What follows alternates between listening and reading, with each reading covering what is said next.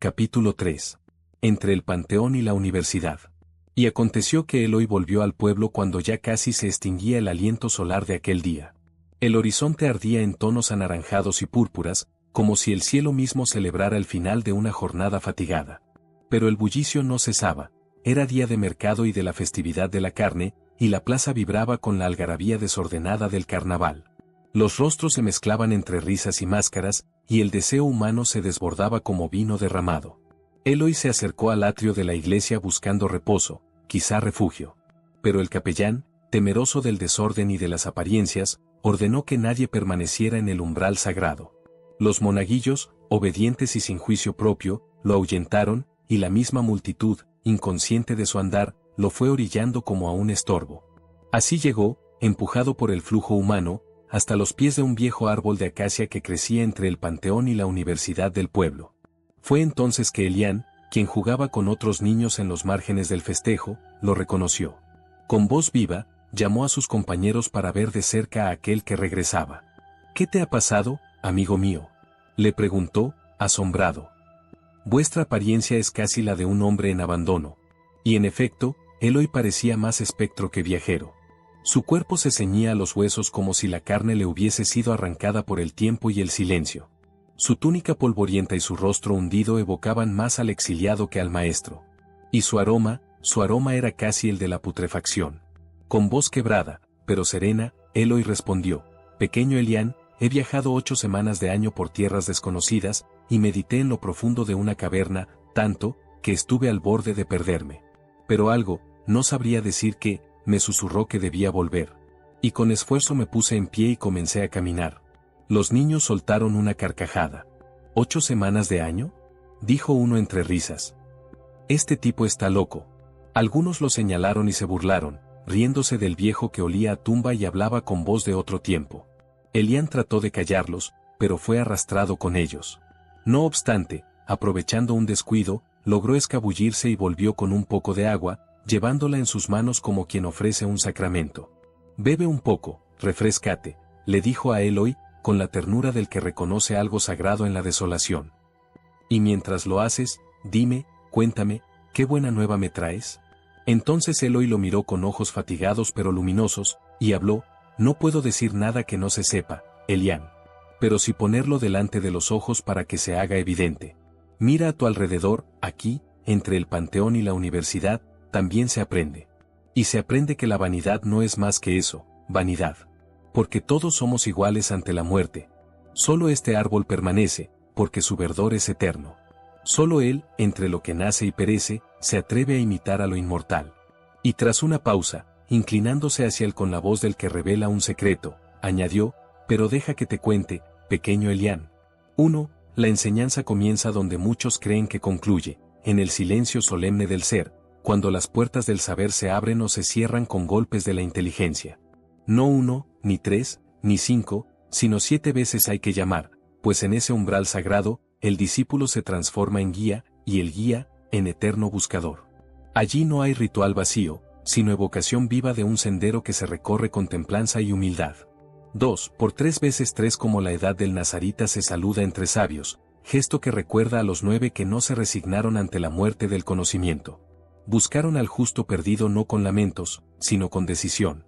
Su búsqueda fue un acto de fe en el saber que no muere, en la palabra que puede ocultarse, pero no desaparecer. Así también nosotros, cuando todo parece perdido, debemos insistir hasta reencontrar lo esencial. 3. El cielo y la tierra, el universo y la materia, Cronos y Gea, nos enseñan a mirar más allá de la superficie. En el firmamento, el azul profundo revela la sabiduría cósmica, el oro de las estrellas, la dignidad del poder que no se impone, sino que guía. Poneos ese vestido, el del cosmos mismo, y sed merecedor de esos dones, ofrecidos a quien gobierna con justicia y escucha con humildad, son también nuestra herencia si aprendemos a merecerla. 4. El hombre más que poseedor de un saber, es el responsable de su transformación. No debe hablar con palabras huecas, sino que debe unir esfuerzos dispersos, pulir los juicios con paciencia, y encubrir los defectos ajenos con bondad. En sus manos, todos los instrumentos tienen sentido, enseñan, corrigen, construyen. Porque él no debe trabajar solo para sí, sino para la comunidad entera, y en su labor resuena la armonía entre razón y compasión. 5. Pero esa labor exige ciencia. Conocer las 7 artes no es lujo de eruditos, sino necesidad del alma que desea elevarse. El trivium afina la palabra, el quadrivium ordena el universo. Son peldaños de una escalera que asciende de lo visible a lo invisible, de lo humano a lo eterno. Sin ellas, el pensamiento se disuelve, con ellas, el espíritu se edifica. 6. Y sin embargo, enseñar no es mandato, sino intercambio. Nadie es dueño del saber. La verdadera enseñanza es mutua, pues toda alma guarda una chispa de luz que puede encender otra. El maestro reconoce esta verdad y se inclina ante ella con humildad, sabiendo que solo en la reciprocidad florece la sabiduría. 7. Más si la chispa vacila, si la palabra se pierde y la sombra envuelve al caminante, aún queda el auxilio. Aún queda la mirada, la palabra susurrada, el gesto silencioso que clama ser rescatado. Porque en el sendero de la virtud, nadie debe andar solo. Hasta en la noche más oscura, el deseo de elevarse debe encontrar eco en otro corazón despierto. 8. El recuerdo del primero que trabajó el fuego nos enseña que todo avance material fue antes una intuición espiritual. Vulcano, Hefesto, Tubal, o como se le nombre, no solo forjó metales, sino el vínculo entre la técnica y el bien. En la palabra está el secreto, la memoria viva del esfuerzo humano por transformar la materia en servicio a la vida. 9. Cuando la sabiduría parece haber perecido o estar enterrada en el olvido, los que perseveran acuerdan no dejarla morir. Sustituyen lo perdido por nuevas acciones vivificadas, por compromisos renovados. Lo esencial no es repetir el eco de lo que fue, sino encarnar su espíritu para que siga siendo. 10. Y si uno de nosotros se pierde, no lo hallaremos en las alturas del orgullo ni en el abismo del error, sino entre la tierra bien medida y el cielo que orienta. Entre la escuadra y el compás se encuentra siempre el punto de reencuentro. Allí donde el dominio de las pasiones da paso a la claridad del entendimiento. 11. Las antiguas leyendas, lejos de ser fantasías, reflejan los ritmos del cosmos. Hiram, el sol elevado, muere cada otoño y resucita en primavera. Así también el alma justa cae, pero solo para renacer con mayor fulgor. La danza de los astros revela las estaciones interiores del espíritu humano, y nos recuerda que toda caída puede ser preludio de un despertar. 12. El que conoce la verdad no teme a la muerte, porque sabe que la idea no muere, que la honra no se apaga, y que la virtud no declina. La forma puede perecer, pero lo que en ella habitó, el impulso noble, permanece y se eleva. Sacrificar la materia por la dignidad es afirmar la eternidad del alma. 13. Por eso, 3 figuras se alzan como símbolo de una humanidad integrada: el pueblo laborioso que crea con sus manos, el sabio que ilumina con su inteligencia, y el justo que une ambos polos mediante el orden y la virtud. En su armonía se cifra la posibilidad de un progreso sin violencia, de un saber sin arrogancia, de una fuerza al servicio del bien. 14. En lo profundo de la fosa, no se hallará oro ni poder, sino un mensaje reservado: la convergencia de la fuerza, la inteligencia y el orden. Solo cuando estas 3 energías se conjugan, el alma vislumbra el sentido de su existencia más allá del tiempo. Allí, entre el polvo y la sombra, brilla esta acacia, testigo incorruptible del espíritu que no se rinde.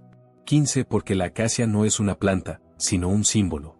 Su verdor eterno proclama que el alma puede elevarse sobre su miseria instintiva y florecer en virtud.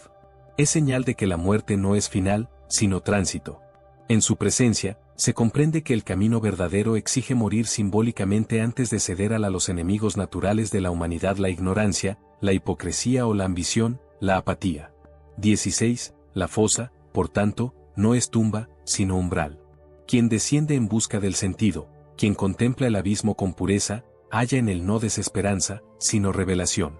Lo que allí descubre no son restos, sino símbolos vivos de la regeneración espiritual. 17. Y así, el conocimiento no es para tener títulos, sino despertar de la inteligencia. Es saber que el juicio no se impone desde fuera, sino que habita dentro. Que la justicia no es código, sino afecto profundo. Que el honor no se predica, sino que se vive. 18. La verdadera educación no forma obedientes, sino seres íntegros. No adoctrina, sino eleva. No adiestra, sino transforma. Es esa educación la que nos hace dignos, la que nos enseña a construir, la que nos convierte en luz para otros. Porque al final, no hay inmortalidad sin sacrificio, ni virtud sin lucha, ni verdad sin búsqueda. Y solo quien acepta morir a lo falso, renace a lo eterno. Pero antes de que Eloy continuara su relato, entre el bullicio del mercado y las risas disfrazadas del carnaval, se alzó una voz lejana, como un eco de responsabilidad. «Giorgio. Giorgio», gritaba una madre con angustia envuelta en dulzura. Eloy sonrió con suavidad, como quien reconoce el límite entre el tiempo sagrado y el cotidiano. «Creo que tu madre te llama, pequeño Elián, o Giorgio», dijo con aire contemplativo. «Es momento de volver a nuestras realidades». Elián, con los ojos aún brillantes de preguntas, se resistía a moverse. Como si beber de aquella fuente, la voz de Eloy, lo hubiese despertado a una sed más profunda. «¿No puedes contarme un poco más?» «Solo un poco», pidió. Entonces Eloy tomó el cuenco vacío y lo giró lentamente, dejando caer las últimas gotas de agua sobre la tierra. «A veces, aprender demasiado pronto no es bien visto por el mundo», dijo. «No todo puede beberse de un solo trago, Elián. Aún hay tiempo, tu mollera está tierna todavía. Y aunque dentro de ti hay hambre de cielo, también debes caminar sobre la tierra». Señaló con una mano la gran cúpula de la universidad, que se elevaba en la penumbra como un templo del saber. Luego, con la otra, el camposanto, donde los cipreses guardaban los secretos de los que ya no preguntan. Estas dos cosas son naturales en nosotros, aprender y morir. Pero pocos son como este árbol, y con un leve golpe apoyó la palma sobre la corteza de la acacia que le servía de respaldo, que ha comprendido el secreto de la permanencia. Y con una voz más baja, añadió: «Anda, ve con tu madre, Elián. Sé obediente.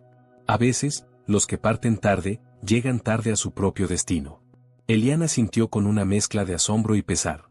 Corrió hacia su madre, que lo aguardaba junto a los puestos que comenzaban a recogerse. Ella lo abrazó y le dijo con voz serena: «Pequeño Giorgio, no te me separes así, mi amor». Y él, con la emoción aún en su pecho, respondió: «No, madre, no me separaré. Pero algún día, espero viajar y conocer las estrellas del firmamento». Ella lo miró con ternura y cierta preocupación, como si no comprendiera del todo de dónde venían aquellas palabras. «Ay, las pequeñas locuras de mi hijo», dijo, besando su frente. «Ven, el sol ya se ha puesto, y debemos estar en casa, seguros. Que con el carnaval, uno nunca sabe lo que puede pasar en este pueblo. Mejor escapemos del desorden».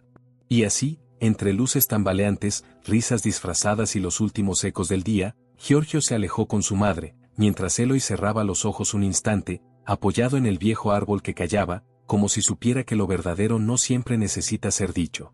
Después de esto, tomó aliento profundo, recogió la poca fuerza que aún le quedaba y, sin ser visto por nadie, se retiró del pueblo. Sabía que su tiempo allí había terminado, y que la búsqueda aún no había concluido. La noche lo recibió como se recibe a los que caminan con preguntas abiertas, y su silueta se desdibujó entre los caminos polvorientos que conducen hacia lo desconocido. «No siempre volveré», había dicho una vez, «pero si alguna vez escuchas al viento mecer las ramas de la acacia, no dudes, estaré cerca, pues quien siembra preguntas, habita en cada duda fértil».